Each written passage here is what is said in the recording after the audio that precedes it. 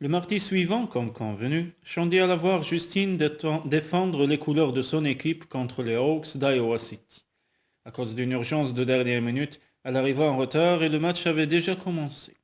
Elle s'assit à côté de Paige. Alors, comment Ahmed a-t-il pris la nouvelle? Quelle sorte! J'ai été de craindre sa réaction, répondit Paige avec un sourire radieux. Il était aux anges. Au début de notre mariage, il est vrai qu'il ne voulait pas d'enfant, mais il avait changé d'opinion depuis, sans oser m'en parler. Il s'imaginait que j'étais très heureuse ainsi et qu'il risquait de gâcher notre bonheur en avouant son désir d'enfant. Heureusement que je suis tombée enceinte, sinon il ne me l'aurait jamais dit. Pendant tout ce temps, chacun de vous souhaitait des enfants, en croyant que l'autre s'y opposerait. C'est incroyable, n'est-ce pas? Enfin mieux vaut tôt que jamais, tard que jamais. J'ai un mari extraordinaire. Il était si fier en annonçant la nouvelle à ses parents. Sa mère a pleuré. Ahmed est fils unique et elle rêvait d'avoir des petits-enfants sans plus y croire. Je suis si contente que tout finisse bien. Ce n'est pas une fin, mais un commencement. Assise dans la tribune latérale, un peu à l'écart des autres spectateurs, elles continuèrent de bavarder à loisir. Assez parlé de moi, dit Paige. Donne-moi des nouvelles. De Justine et de toi. Comment s'est passée la sortie à 4? Ne me fais pas languir. Shandy lui conta tout par le menu. Après le match, conclut-elle, nous avons décidé de continuer à nous voir. C'était un peu comme dans un rêve. J'espère que je ne vais pas me réveiller. Allons, allons, pas de défaitisme. La vie vous offre une seconde chance, il faut la saisir. J'y compte bien, comme tous les ans, fin mai, ma famille se réunit dans la résidence d'été de mon grand-père, dans le Minnesota. J'ai l'intention d'y convier Justine. Oh oh, c'est du sérieux alors. Vous êtes-vous déjà embrassés? Les joues de Shandy rosirent. Oui, mais nous ne sommes pas allés plus loin. Tant mieux. Ainsi il n'y aura aucun risque de te retrouver dans la même situation qu'il y a 15 ans. Aucun. Shandy avait parlé de sa fausse couche à Paige, mais ne lui avait rien dit de sa stérilité. En un sens, c'est dommage. Je me sens tellement heureuse avec ce bébé dans mon ventre que j'aimerais que toutes les femmes connaissent le même bonheur.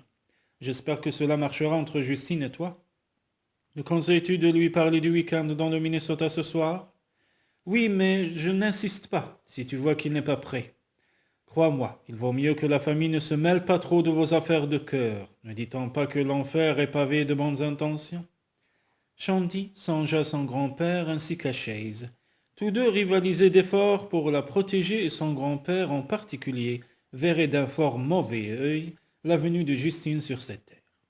Sans doute as-tu raison, mais je suis très proche des miens, et je ne leur ai jamais rien caché.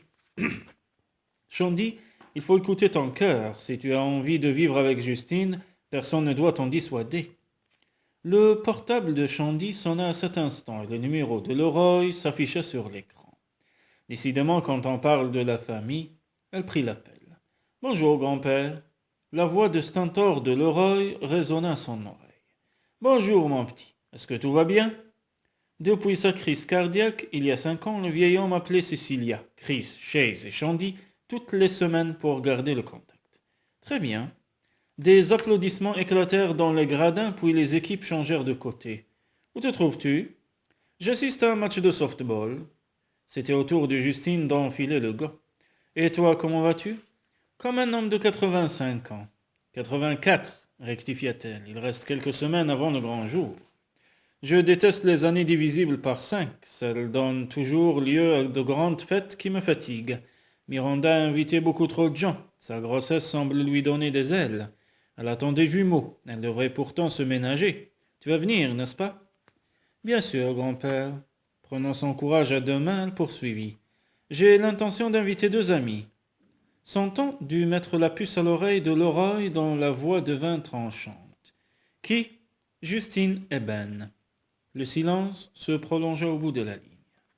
Il a fallu que tu le revoies, dit enfin le vieil homme. Je t'avais pourtant mis en garde. Justine me rend heureuse, grand-père, et je veux saisir cette chance de repartir de zéro. Après quelques minutes de réflexion, le vieil homme souffla. D'accord. D'accord, répéta-t-elle incrédule. Tu acceptes notre relation? Leroy soupira. Pas vraiment, mais comme tu me l'as dit à Pâques, tu es une grande fille capable de prendre ses propres décisions. Malgré mes réserves, je te fais donc confiance. Justine et son fils seront les bienvenus au chalet. Le soulagement envahit Shandy. Merci, grand-père, mais je ne sais même pas si Justine va accepter de venir. Tu l'intimides. Tant mieux. En devenant courbé et chenu, on impose le respect, poursuivit le roi avec son franc-parler coutumier. Ce qui est tout de même étrange, sans doute est-ce l'un des apanages de la vieillesse, avec l'expérience et l'arthrose. S'il décide de m'accompagner, il faudra me promettre de bien te conduire. J'aime beaucoup Justine, et tu l'aimeras aussi quand tu le connaîtras mieux. En fait, il te ressemble à plus d'un titre. Le roi s'indigna. Pour la forme, sembla-t-il à Shandy, lui recommanda d'être prudente et l'assura qu'il la rappellerait bientôt. Après avoir rangé son portable, Shandy prit une longue gorgée de la bouteille d'eau minérale que lui tendait Page. L'idée que je fréquente Justine n'emballe pas mon grand-père, mais il souhaite mon bonheur avant tout. C'est important d'avoir l'approbation de sa famille. Sans elle, les choses peuvent devenir très compliquées. Shandy méditait cette déclaration pendant le reste du match. Pour une fois, elle avait l'impression d'avoir fait le bon choix en matière de compagnon et cela lui avait donné le courage de tenir tête à son grand-père et de lui imposer la présence de Justine sous son toit. À supposer bien sûr que ce dernier accepte l'invitation. À la fin du match, elle descendit sur le terrain, le cœur rempli d'espoir. Elle commençait à croire de nouveau son destin en un véritable amour. Le vendredi soir, à 6h30, Shandy gara sa Nissan de location devant l'atelier de réparation de Justine. Elle se sentait un peu nerveuse, à la fois à l'idée de revoir Justine et de récupérer sa Jaguar. Comme lors de sa première visite, elle trouvait les locaux déserts, mais Justine, qui devait guetter son arrivée, surgit d'un bureau. « Bonsoir.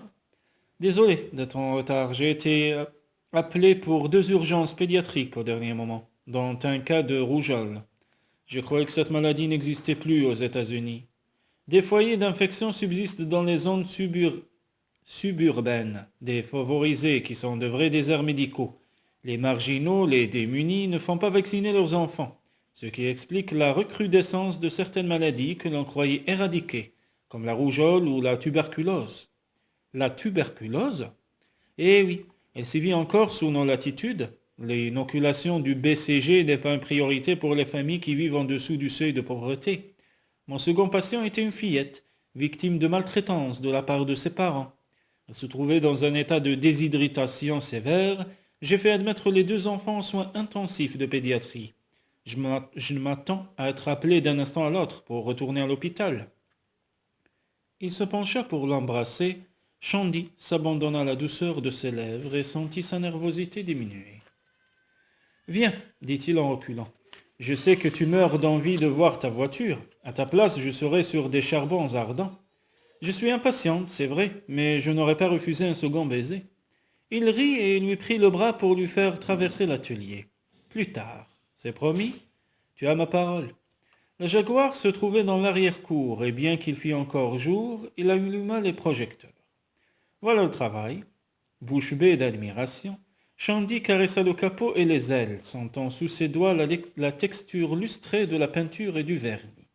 C'est fabuleux, elle est comme neuve.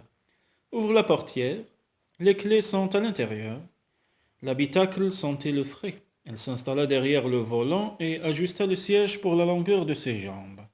Ah, c'est tout de même mieux que ma voiture de location. Il se pencha vers elle.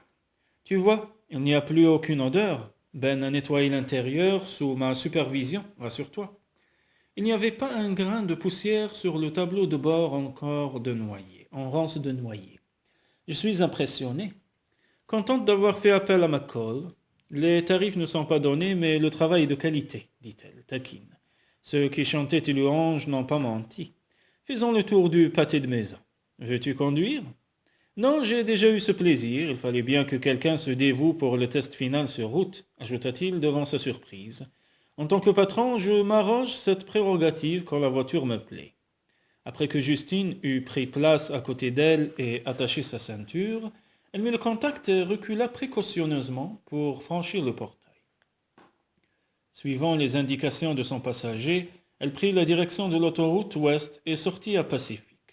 D'un commun accord, ils décidèrent de s'arrêter pour dîner dans un restaurant italien. La façade en bordure de route ne payait pas de mine, mais la terrasse à l'arrière était fort accueillante. Assis à l'ombre de la tonnelle, ils se régalèrent de spaghettis à la carbonara, Pour le dessert, ils hésitaient entre un tiramisu et un parfait au mascarpone quand une femme d'une quarantaine d'années s'approcha de leur table. Bonsoir, Justine. Alors, tu me snobes? Cynthia, excuse-moi, je ne t'avais pas vu. Je suis assise dans la salle avec des amis. Tu ne me présentes pas? Cynthia Miller, Shandy McDaniel. Cynthia est l'épouse de Steve, l'un de mes mécaniciens. Ton meilleur mécanicien, tu veux dire, précisa Cynthia espiègle. Vous connaissez Justine depuis longtemps, Shandy? Nous sortions ensemble au lycée, puis nous nous sommes perdus de vue. Vous vous êtes visiblement retrouvés. Travaillez-vous également dans le commerce des voitures? Shandy ne se formalisa pas de l'interrogatoire. Pas vraiment, je suis pédiatre. Oh alors, vous et Justine ne pouvez que vous entendre. C'est un papa formidable, et mes 5 garnements ne jurent que par lui. Il a vraiment la manière avec les petits. C'est un très bon père, c'est vrai, acquiesça Shandy, un sourire plaqué sur les lèvres. Au moins, quand vous aurez charge d'âme, vous saurez que vous pouvez compter sur lui pour le partage des tâches. Combien d'enfants veux-tu déjà, Justine? 4? 5, répondit Justine avec un clin d'œil à l'adresse de Shandy, laquelle sentit son cœur se glacer. 5. Il plaisantait certainement. Pourtant au lycée, c'était le chiffre sur lequel ils s'étaient mis d'accord pour leur future famille. Copieur, lança Cynthia. Bon, je vous laisse. Embrasse Ben de ma part. Au revoir, Shandy. Après le départ de Cynthia, Shandy déclina le dessert, refermant la carte des tiramisu et autres coupes glacées italiennes. Justine demanda l'addition. Sur le chemin du retour, ils convinrent de se retrouver le lendemain soir pour aller au restaurant puis au cinéma.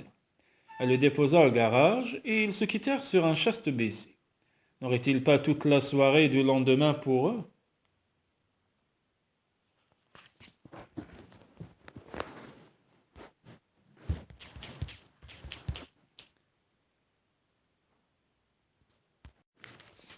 Shandy mit le cap sur Ballas Road, une tempête couvant sous son crâne. Ses sentiments pour Justine renaissaient, se renforçant de jour en jour. Peut-être devrait-elle lui dire qu'elle ne pouvait plus avoir d'enfant. Non, décida-t-elle. S'il retombait amoureux d'elle, lui aussi s'il l'aimait d'un amour sincère, il accepterait sa stérilité, et il trouverait le moyen de s'en arranger. Mais elle estimait qu'il n'en était pas encore là. Quand il saurait pourquoi elle ne pouvait désormais avoir d'enfant, il en éprouverait de la culpabilité et elle ne voulait pas lui causer de souffrances inutiles. Pour que leur relation s'épanouisse, il devrait profiter de la compagnie de l'autre sans réveiller les fantômes du passé. Plus tard, bien plus tard, elle lui dirait la vérité. Samedi, Shandy se rendit à la pouponnière d'urgence pour y effectuer son bénévolat. La matinée commença fort mal, les bébés pleuraient tous en même temps, et Sierra, la fillette de 6 mois que Shandy avait prise en charge, se déchaînait tout particulièrement, hurlant de toute la force de ses petits poumons. Shandy avait beau la bercer, y aller de son répertoire de cantine, alterner entre rocking chair, balançoire et promenade dans la pièce, rien n'y faisait. La palpation du ventre n'avait montré aucune trace de constipation, et le thermomètre à infrarouge affichait 37 degrés. Pas de fièvre, aucun symptôme de maladie infantile. Peut-être la petite puce pleurait-elle tout simplement à cause de l'absence de sa mère. Du calme en poussant, dodo l'enfant d'eau. Le bébé se rêtit, prêt à hurler de plus belle. Linda, l'infirmière, entra cet instant dans la pièce. Tu m'as l'air à bout. Ta baguette magique n'opère visiblement pas sur cette petite. Cela fait 1 heure qu'elle est dans cet état. Je ne sais pas où elle trouve l'énergie de hurler encore. Je m'avoue vaincu. Shandy transféra l'enfant dans les bras tendus de Linda. Ne te mets donc pas mortel en tête. Quand ma fille hurlait à gorge déployée, la seule chose qui pouvait la calmer était une promenade en voiture. Fut une époque où je roulais 2 heures par jour dans Saint-Louis. L'essence coûtait alors moins cher. On va essayer la balançoire. Peut-être Sierra a-t-elle épuisé toutes ses larmes. Voilà, jolie demoiselle, dit-elle en attachant le bébé. La balançoire n'accomplit pas de miracle.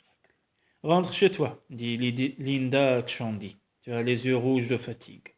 C'est mon allergie saisonnière. Elle s'est déclarée ce matin.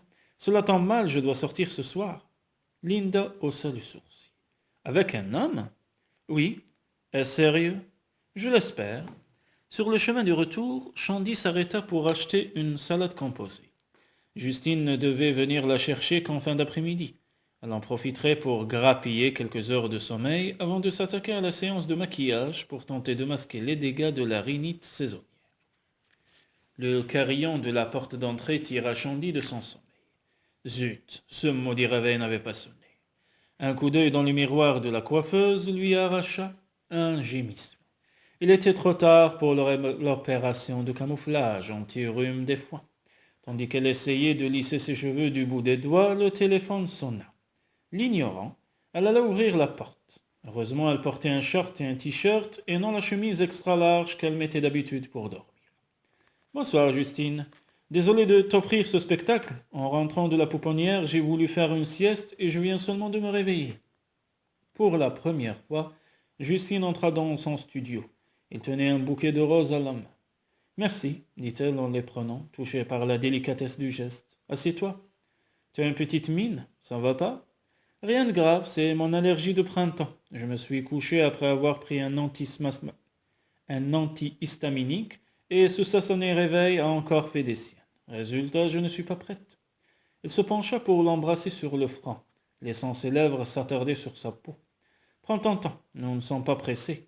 Pourquoi ne pas manger dans le quartier? Cela nous permettrait ensuite d'attraper la séance de 21 heures au cinéma des Pères.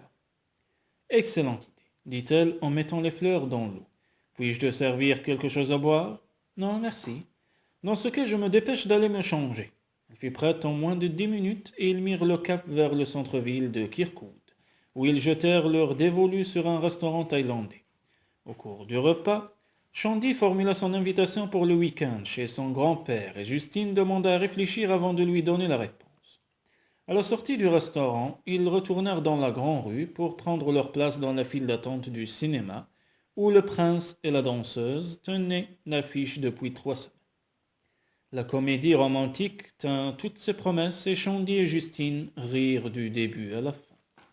Une excellente comédie, commenta Justine à la sortie, avec juste ce qu'il fallait d'amour et d'émotion. Mais dans la main, ils regagnèrent la voiture. Que fait-on maintenant? Demanda Shandy en se glissant sur le siège passager. Il était 11 heures passées, mais elle n'avait aucune envie de regagner ses pénates. Un petit tour chez Ted Drews? À moins que tu n'aies une autre suggestion. Un baiser me donnerait peut-être de l'inspiration. Elle posa sa bouche sur la sienne. Et je te rappelle que nous sommes en plein rue, dit Justine quelques minutes plus tard en s'écartant. Nous allons être arrêtés pour outrage aux bonnes mœurs, si nous continuons ainsi. Nous ferions mieux d'aller dans un endroit moins public. Les vitres de la voiture s'étaient embuées. Chez moi, proposa-t-elle. Tu brûles les étapes, lui souffla une petite voix qu'elle n'écouta pas. Maintenant qu'ils avaient renoué, elle voulait que tombe la dernière barrière. Es-tu sûr que tu le veux, Shandy? Demanda-t-il la mine grave.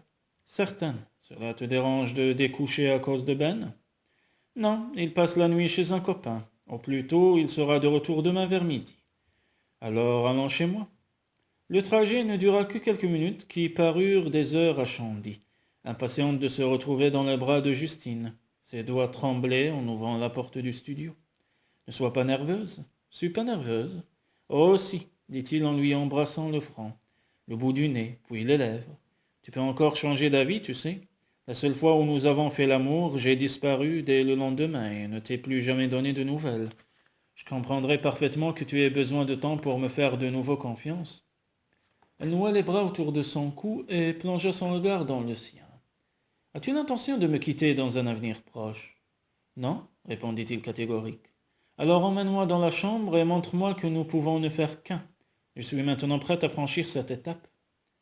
Je rêve à ce moment depuis des semaines, mais ma conduite a été si lamentable dans le passé. Alors faisons table rase du passé. Elle inclina la tête pour lui offrir sa bouche. Justine s'en empara avec passion, et tout en l'embrassant, la souleva dans ses bras pour l'emporter dans la chambre. Lové contre lui, Shandy reposait sur les draps froissés. Ce fut, murmura-t-il à court de mots, merveilleux. Se redressant sur le coude, il se tourna vers elle pour lui caresser les sourcils, l'arête du nez, puis la bouche. Tu es si belle, encore plus que jadis, et Dieu sait que tu étais déjà magnifique. Il l'embrassa. Dis-moi ce que je dois faire. Passe la nuit ici. Es-tu sûr? Oui, tu es à moi, lui affirma-t-elle.